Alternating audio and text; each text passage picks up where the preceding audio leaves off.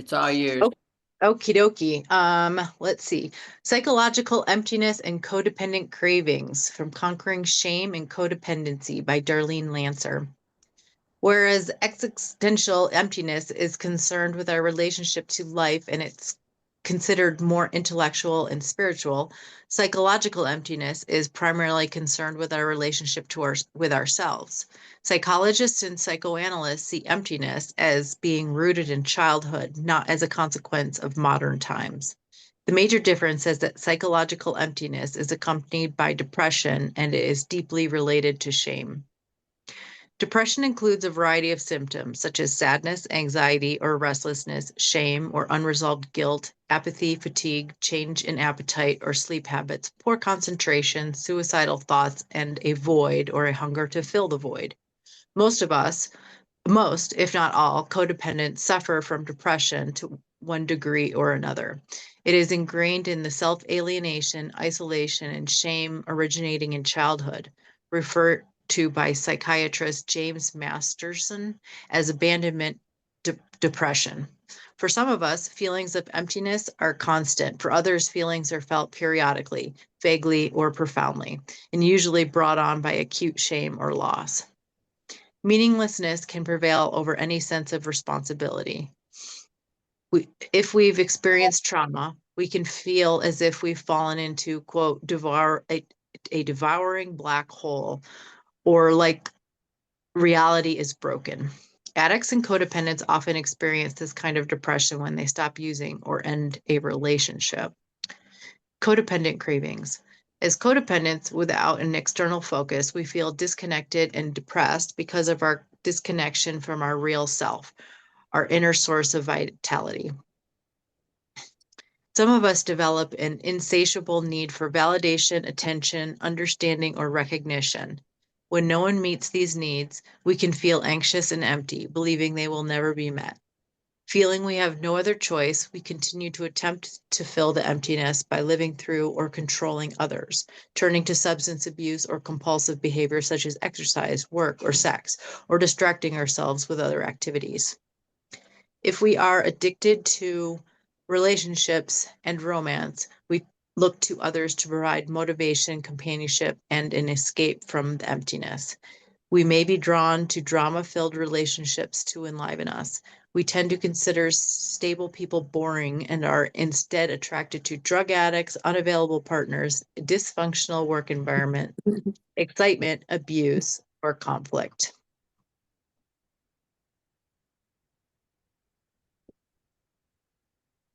So the reason I chose this is many reasons, but the major reason is it talks about the emptiness. And to me, emptiness is tied to the depression, the void. Depression um, I think it starts for all of us in infancy, because it's depressing and we feel depressed, even though we don't understand that. But we do start feeling empty. And as we progress, the depression follows us and morphs into all of these things in the reading, which is really important, the psychological emptiness, because I don't know if you guys do, but when I first started this journey, I didn't think about depression being all these things. I just thought it was a feeling that overwhelmed me and brought me down, and many times uh, um, created sadness and fatigue, you know what I'm saying, and overwhelm. And through this work, I realized that it's in all of us. We've all got experienced depression to some degree, and how to explore that and start to heal from it, I think is essential. Anyway, that's just my little blurb about what I think about it for um, why I brought it tonight for us to read. So, did anybody have anything from it that um, really resonated with you, or anybody?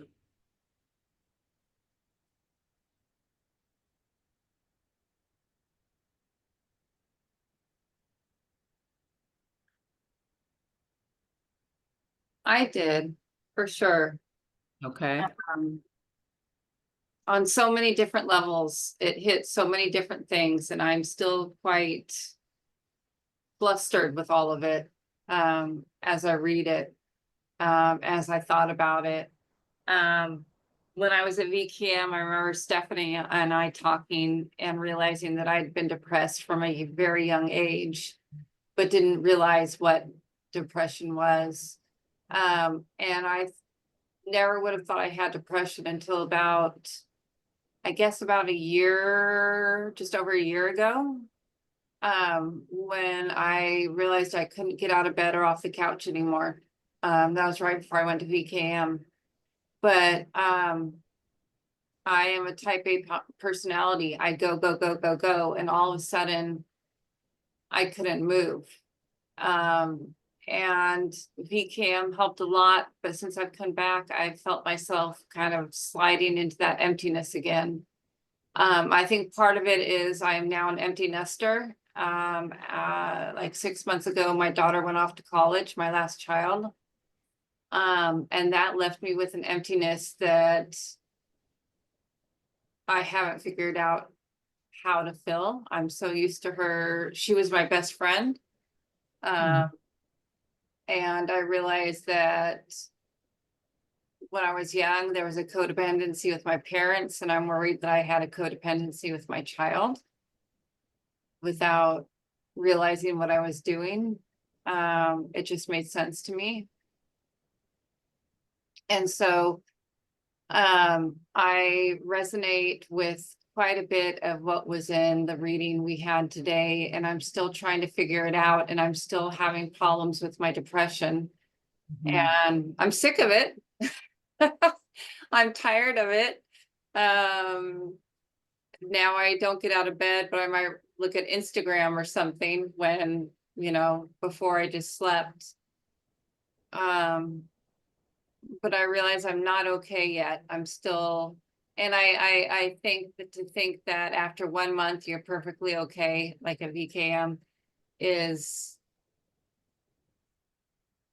not accurate. I mean, I came back on a high after being in the bubble. I came back in such a high, and then it just kind of slowly kind of went down and dissipated to the point where I'm at now.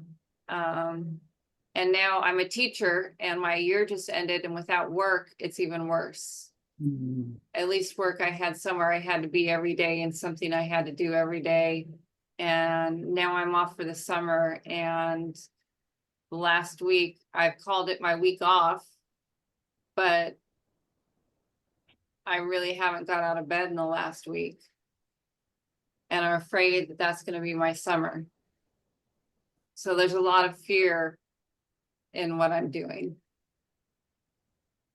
So it sounds like, and I'm just going to use a quote from the reading, The Devouring Black Hole, because it's like, that's what it feels like, what you're describing. Yes. And I'm glad you're in this group right now, because we can be your lifeline and your buoy if you'll let us, so that, Kristen, it's whether it's depression or not, it's impossible for any of us to be an island to ourselves, because Right.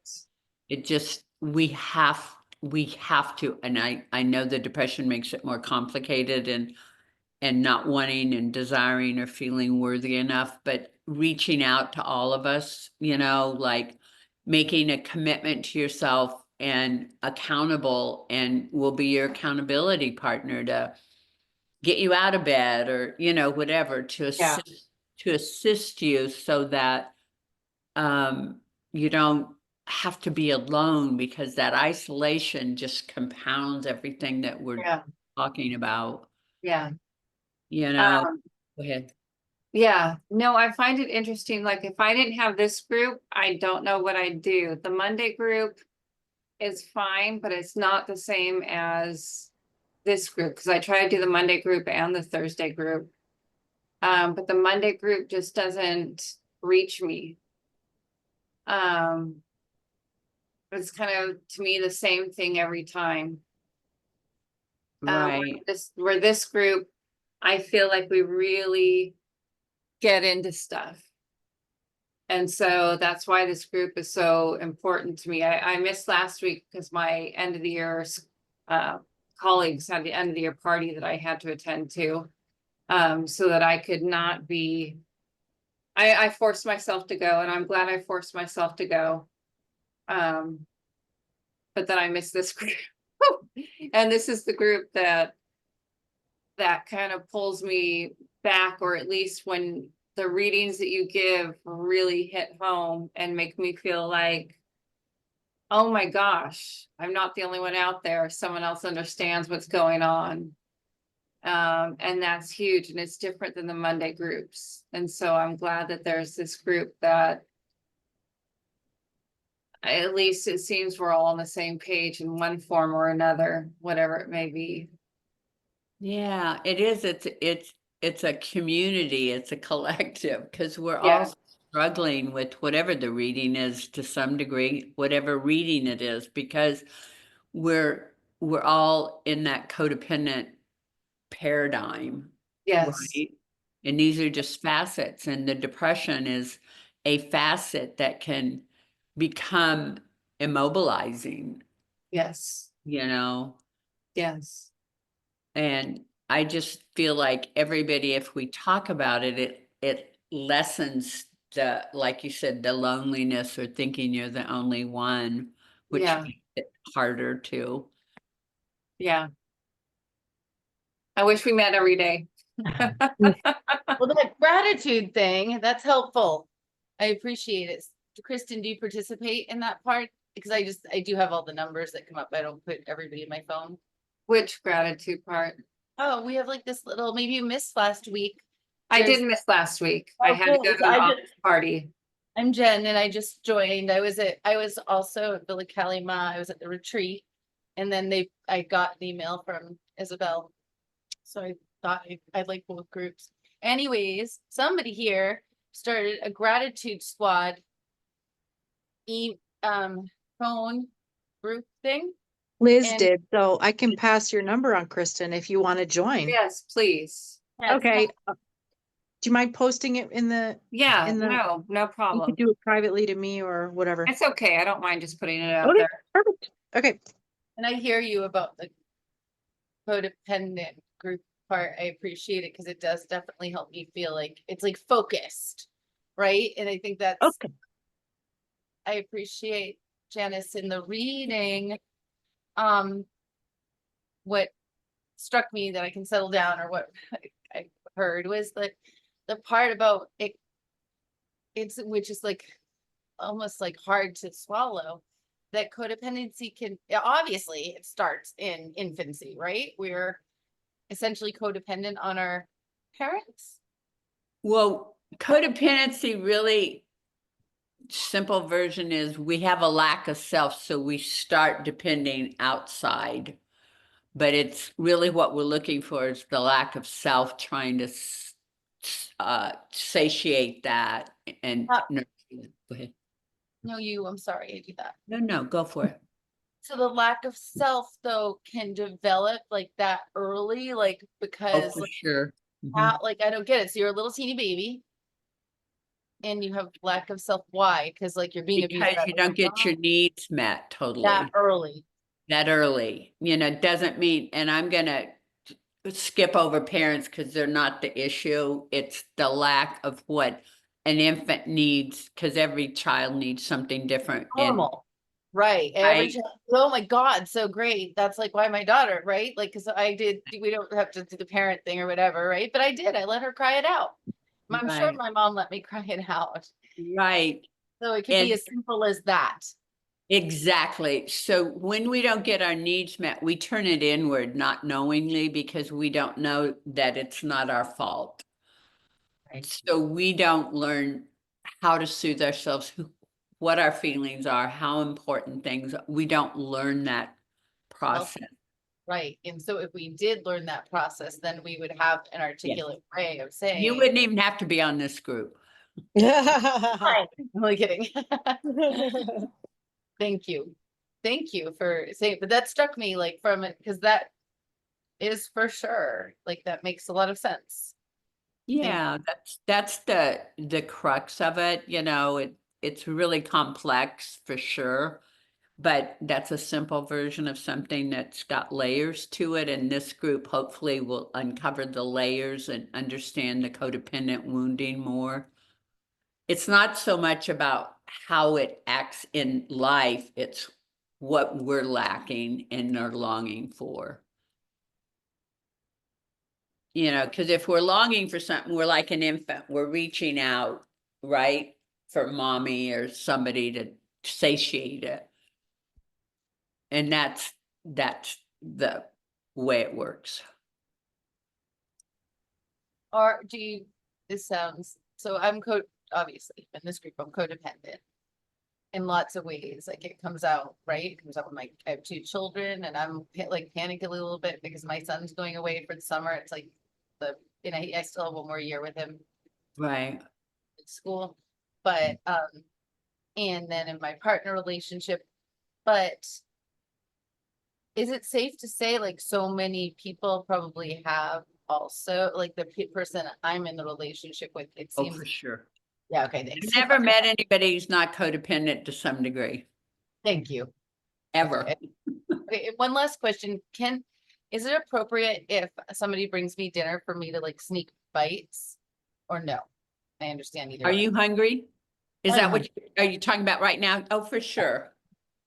Okay, thank It's you very fine. much. And I will Oh. try not to do that, but tonight it just fell all crazy, so thank you. Right. I don't want you to starve yourself. Thank you. If anybody else has an issue with it, though, I can. Yeah, like, that's fair. Thank you, Jennifer, for asking that. But those are good questions because everybody comes in at a different time around what codependency is too. And that psychological emptiness it's so powerful, you guys. And that's the healing of that wound, right? Yeah, could you define psychological emptiness a little bit more? Well, I think actually they do a better job than I could do. It's what does it say? The major difference is that psychological emptiness is accompanied by depression and deeply related to shame. It's you can even say the feeling of numbness, the feeling of loneliness, the feeling of isolation, the feeling of not belonging, all those things are the psychological emptiness that we're trying to satiate because we don't know how to do those. We don't know how to give ourselves those things. So there's a psychological emptiness in us. They're not good enough Not good enough is huge. Not worthy. and not worth. Okay. Not worthy is a big one. And I love that part, the second part with codependent craving, where it says as codependence, without an external focus, we feel disconnected and depressed because of our disconnection from our real self, our inner source of vitality. That really, I think, frames it. Because if you don't have vitality, then you're going to have no energy to live your life and to have enough wherewithal to get through and get up and get going, right? If your vitality is depressed, right? Does that make sense? Yeah.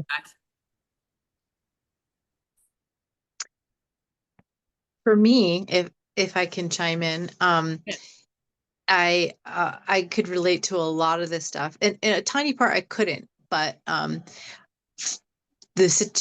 my situation right now that's showing up like this is I'm transitioning from man to woman. No, I'm sorry, that wasn't even funny.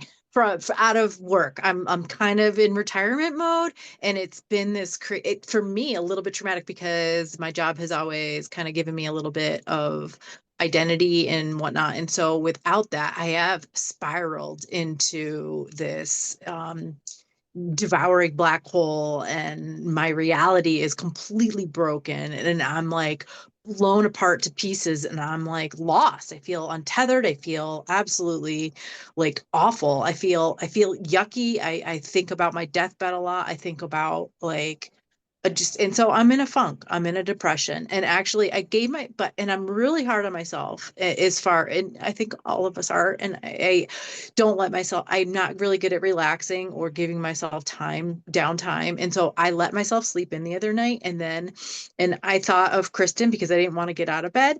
And then I felt even worse when I got up because I shamed myself. So I spiraled even more because like I gave myself some comfort, but then I shit on myself after that, like, or excuse my like whatever. But yeah, so but a lot of this really, yeah, my reality is broken, a devouring black hole kind of floating around. And I want to turn, for me, it's not a codependent with another, I don't know, person or whatever. In the reading, it's turning to like substances. So what I want to do is turn to, oh, well, I'm an alcoholic, so alcohol is one of my things. Other drugs are my thing 100% in the past, and that's what I want to do. But also food and TV. I've mentioned it before. I use those for dissociation. Like it's this. If I feel like it's very similar behavior. No, I'm not getting drunk, but I'm still just turning off my brain. So, but and the one maybe good thing is I don't get drawn to drama. My life is very simple. I don't create drama. I don't get drawn to drama. At least I don't think. And so I disassociate with other things rather than trying to be codependent in people relationships. I don't know. But anyway, and then that's all I have to say. I hope you're doing good, Sarah, and your program, wherever you are. That's all I got. Thank you for sharing. I I love, and going back to what you said, Jennifer, the question is like what is psychological emptiness and all that. It's like where James Masterson says it's abandonment depression, because we learned early that because our needs weren't met, that we were abandoned. And I don't mean like literally, but figuratively, emotionally, and psychologically to varying degrees.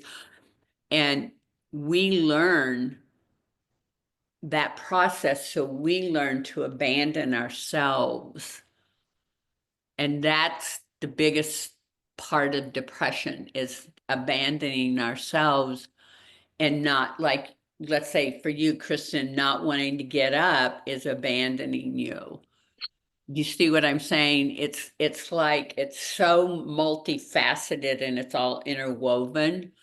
They're not separate things, it's under the guise of psychological emptiness, but the way we learn to abandon ourselves is probably the most critical, because that is going to keep us in depression, because we keep abandoning ourselves, if that makes sense, that cycle. We're like looking for it. Well, Right. we are looking for it, but we also create it not intentionally, No. because we're used to that feeling of not being worthy or not being enough or not, so it's a cycle. It's a very profound cycle. And it's weird because sometimes for me at least, it's not to like, I'll like get a glimpse out of it for a second when or like right now I'm pretty, I don't know, I'm kind of in it. Like I go like this instead of like going down. I'm more kind of up and down. Right. And when I'm on the up, I can be like, oh, that's what this is like, I can see it. It's like hindsight's 2020. And then I'm like, oh, that whole situation is, I need to remove myself, really. And it's challenging. Right. And that's progress, so really embrace that and honor that, because nobody is able, I don't care how many times you come to this group, to just fix yourselves. There's no such thing. It's a process and a path. It's not a destination. So look at it that way. It's just a way of recalibrating, unlearning what we've learned, start processing it differently, understanding that abandonment depression is really what we're feeling. If you guys see it that way, that's just how I see it. We developed in a depressed way. How does that resonate with you, Kristen? Does that sound? Yeah, it does. I mean, I especially think of the abandonment. I'm actually adopted. And then my biological mom used to always tell me how much I hated to be held. That if someone held me, I would cry, so they would put me down. Um, and then she wanted me to be something that I could not live up to. And so there's a lot of, I think, and they sent me away to like a reform school when I was about 15. And so abandonment is huge, I think, in my life without realizing. I used to think that I didn't care, but I think obviously it has had some effect on me. And so, like I said, it wasn't until just over a year ago where I fell apart. I've been a functioning adult until then. I was one of the A-type personalities where I didn't sit down until like 8 o'clock at night, and I'd give myself half hour to sit down, and after that, no more.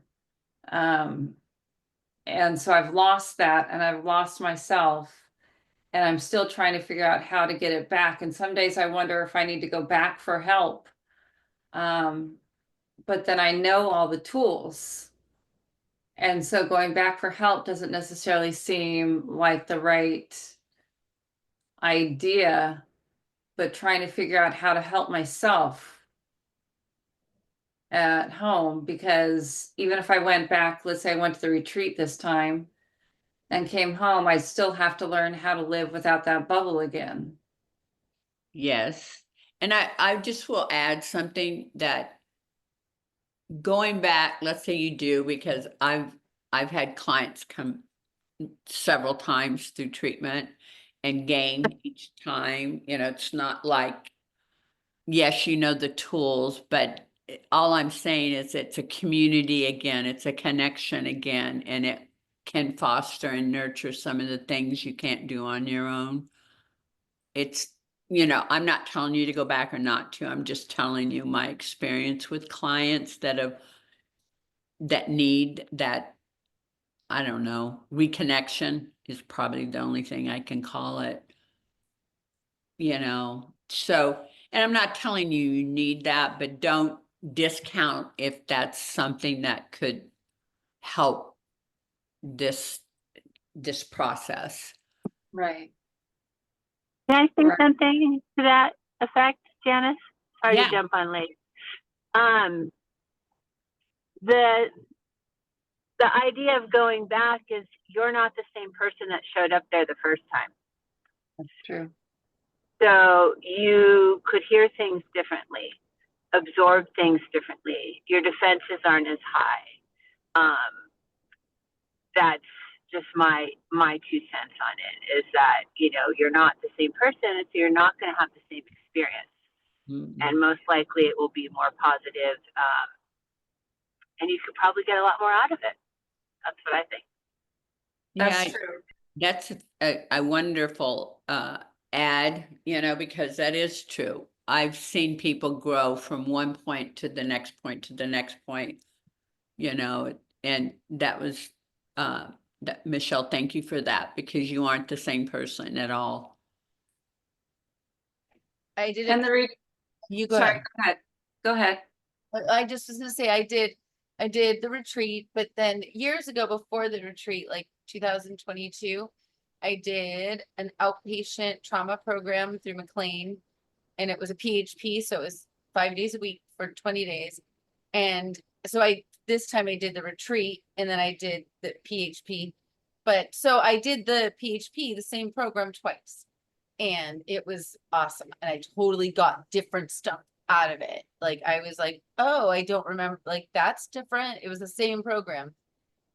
Pretty Mhm. much identical. Like there was like very, it was wonderful, but I got different stuff out of it for sure. Yeah. Well, I think there's also a difference, or maybe I'm wrong, between Vili Kalama and the retreat. Oh, I- I bet there is. Wait, you- tell me what you're asking. Well, is there a difference? Because I've done Villa Kalimal, so I don't need to do that again. But the retreat, I know, which is because Villa Kalimal helps with addiction as well, where the retreat is just mental health. And so I don't need Villa Kalimal, Villa VKM. Kalimal. VK, I don't need VKM again. Because that part's dealt with. Right. And then I'm just wondering if the retreat offers a little bit more than VKM did for mental health. Well, it offers a similar program. The difference, what is the difference? Maybe the likeness of the clients, the similarity. Because VKM deals a lot with the same thing, the codependency, the trauma, all the depression, anxiety. And the retreat focuses on the same thing, but it doesn't have to be based on substance use, if that makes sense. Yeah. And I don't need the substance Right. use. Did you do the PHP afterwards? I did it online at home because I couldn't afford to go to VKM. Right. Yeah. So Yeah. I did that at home. Oh, it's not right. So you did not the VKM PHP, you did a different PHP. No, I couldn't afford to stay there, so I had to do Yeah. online at home. So that's what I did. PHP, Okay. Yeah, I did the same thing. And which wasn't great. yeah, I hear you. that. I There I was think very few options for me at home. May I Right. ask the state that you're in? California, but Yeah. I'm in Northern California. Yep, that I even found, I'm in Massachusetts, so I feel like I was really lucky to, we have McLean Hospital. And so they had a specific program for trauma, but I researched a bunch of trauma programs like before, and it was like the Come on. program I went to was exclusively, I feel lucky for this, it is exclusively virtual. It Right. wasn't. Right. And And- And I felt like mine was too much about addiction, and the Yeah. addiction it wasn't a huge part for me. the trauma really, in my opinion, the trauma work is a lot like what Janice is doing here. Yeah, and so just to bring it back, Kristen, for you, resonate with yourself. What's the path for you? If you're really struggling and you are concerned, I would look into it just because it's a safety net. Yeah, my kids are concerned. My kids are concerned that I'm slipping back into where I was before. Right. So that's just information that I would internalize and feel it and experience it. Yeah. Because you don't want to get Right. That's what I'm worried about. yeah. And I can see myself going down that slippery slope. I can hear it too. I think we Yeah. all can get a sense of that for you. So it's at least something to consider. Yeah. For sure. And yeah, talk to VK to the retreat. Okay. All right. Now just if my insurance will do it is the question. It's always the question, what will insurance I do? hate insurance. Oh, ugh. I do too. Where in Northern California, Kristen? I'm in Davis near Sacramento. Oh, okay. Well, we're closer. I'm in Yes. Salt Lake. Cool. Oh yeah, yeah. If you ever come here, reach out.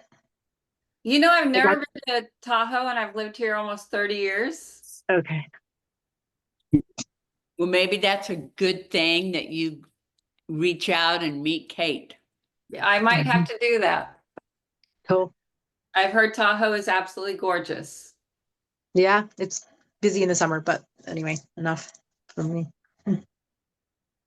Yeah, and just getting back to the rest of you guys, it's like this is um hopefully enough, and it sounds like it has been engaging enough reading to get some juices flowing.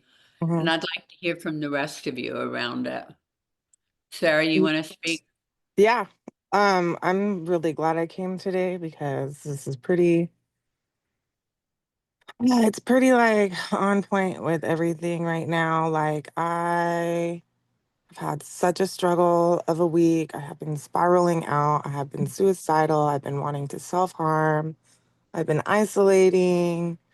I know I've been seeking like outside validation. And I know like it's interesting because like my adopted father's his birthday just passed and then it was Father's Day and I realized there's a lot of things going on that like internally are like messing me up and then in turn like I really miss my daughter but I really am trying to like work on my mental health and I when I started spiraling out and feeling certain ways. I went to like the staff over here and, maybe I was stirring up drama without even knowing it. But like at the same time, seeking like validation on my feelings and like um, knowing that I have support somewhere where I'm coming for my mental health. And I feel like there's certain very little small, stupid things that are happening that I feel are affecting my mental health.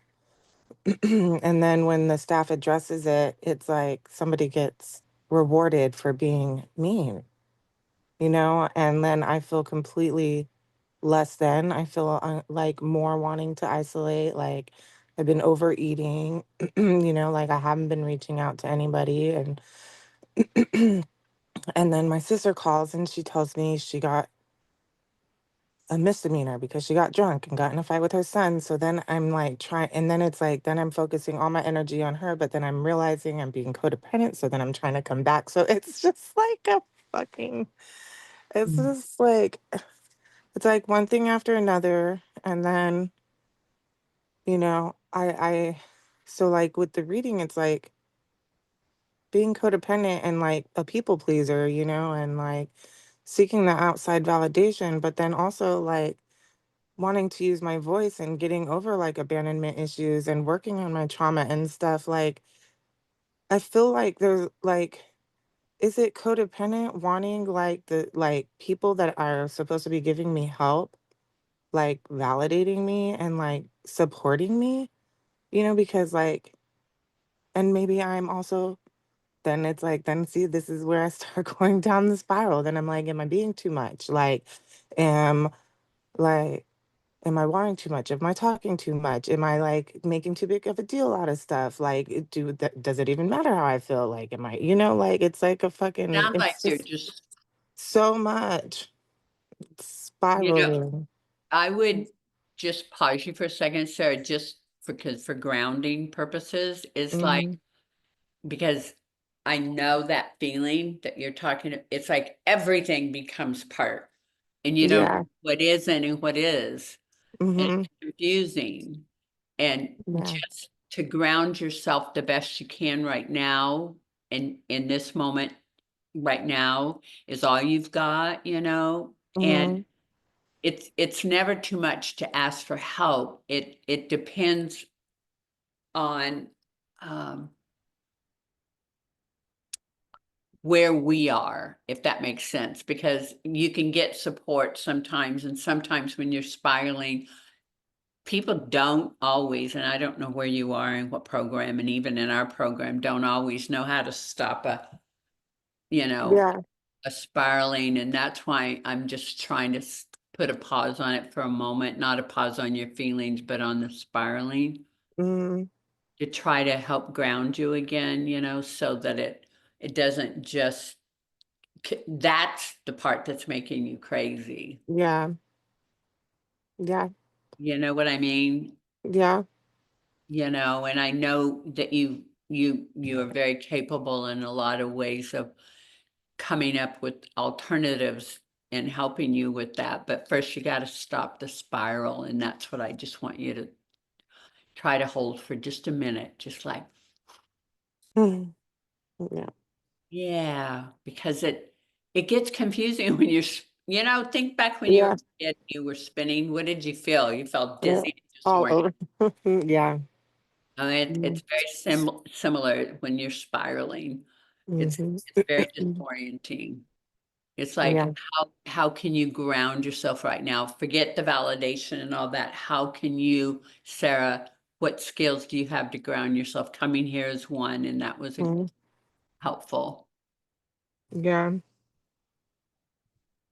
Yeah. I mean, So I that's definitely need to get outside more and stop isolating in my room. right.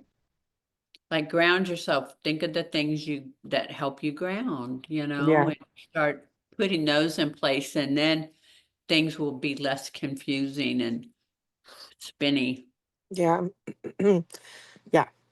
Mm-hmm. Thanks, Yeah, Janet. yeah. It's hard when you're spiraling. We all have that sometimes when we're Yeah. spiraling. Yeah.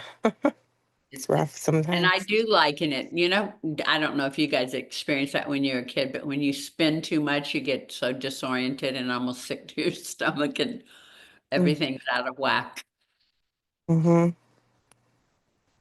so just do some breaths. Think of the thing that grounds you the most and do it, you know.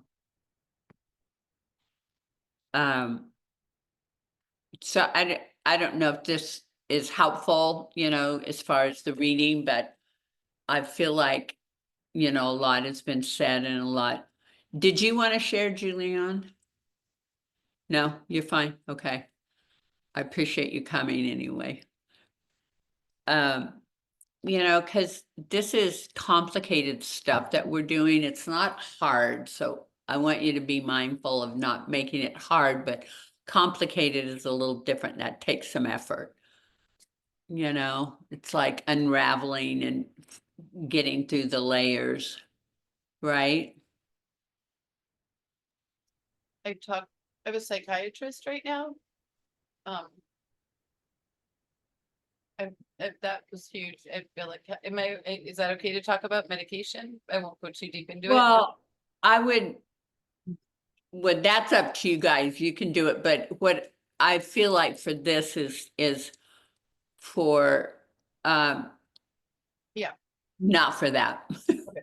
So I was talking to this therapist, and we don't even Right. talk to, okay. And she was asking me my like background, like she was like screening me. That's the word. And she said like straight up, she's like, you're in, and hopefully this helps stop me if I say things that aren't okay to be said. She said, that is an abusive relationship. That she like labeled it. And I'm like, like I know, right? It's like, I know I'm in an abusive relationship, but and she's like, you need to get out. You need separate, like really started just, and it's like, I've been in this place so many different times in so many different scenarios, like since birth, right? Like it's like, I hate to say that, but it's true. The codependent cycle. Mhm. And I've been constantly like I feel like every time I'm back in that codependent cycle, and like right, there's all different parts of it too, with my children, with partners. I haven't, fortunately, like I don't know codependency, whatever, but typically it's people for me, the closest to me. But anyways, I wanted to be like, yes, I know that in this situation, but it's not so easy when people just say, just get out or just get out of it. No, it isn't. It's just how do you ground your, you know what I mean? We've got to practice our tools regardless. Because, Absolutely. Like I you know, have to that's set- all I'm saying. It's, Yep. you know, that, pause on, like, how do we pause? yeah, how do we pause and how do we use our tools and ground ourselves? Because if we don't, it's not going to change whatever's going on. But, you know, I just wanted to get back to this, to the reading for a minute about the codependent cravings, because I think that's a very important part of this. Um, um, it's like, to feel the emptiness, you know, through all these different outside avenues, you know, what I would like you guys to do is when you're feeling that emptiness, and this works or doesn't work, doesn't matter. It's what I do. I'll pause and go inward to try to satiate what's going on, like take care of myself. I pause and try to bring it back inward to my coping skills, to my grounding skills, to my self-love, to you guys know all these. I mean, you've all been in treatment, right? I mean, whether or not you practice them all the time, who does, but when you really need them, it's really critical at that moment to really grab hold and realize you're worth using. Like I would use my skills, and if they didn't work, I'd use them again. And if they didn't work, I'd use them again. I never quit doing the cycle of using the skills instead of spiraling in the cycle. You know, because it's a distraction and it takes a few, maybe a while. I don't know how long for each of you, but just a way of reaching inward and trying to satiate that need that really is what's spiraling you. I don't know if that made sense, but it's really important. You know? It's for me to hear that it's challenging because it's not just putting a band-aid over it. You're saying go to that source. Right. Yeah. Band-aids don't work. I wish they did. We'd be walking around all band-aided up. I had a craving, so I was on the tennis court and I had an altercation before I went to play tennis. I'm lucky to play tennis, so I'm doing something healthy. It's all good.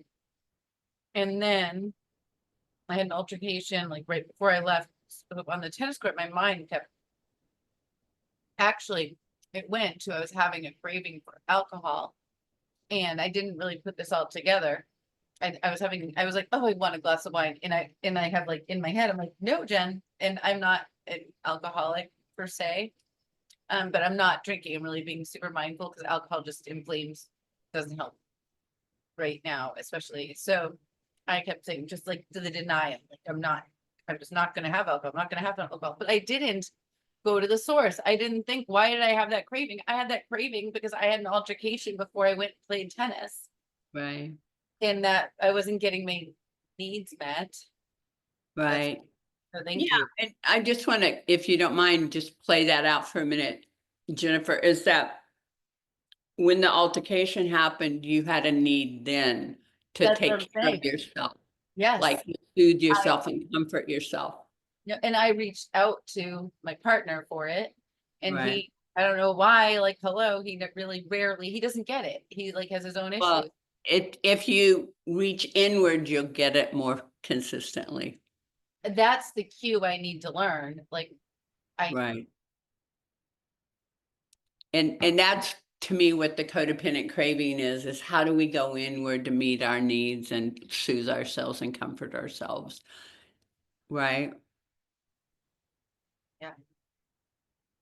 So I feel like, are we close to feeling closure on this conversation as far as the reading? Do you feel pretty, put your thumbs up or down? All right, you guys. I just, and Kristen, if you want to reach out, you're more than welcome just to chat about what your process. I don't mean as a therapist, but as a coach or part of this group, I would be available to talk it through with you. Thank you. I'm gonna seriously think about the retreat. All right. All right, you guys. Thank you so much. See you next Thursday At at 6. 6. All right. Have a good one. Okay. Bye.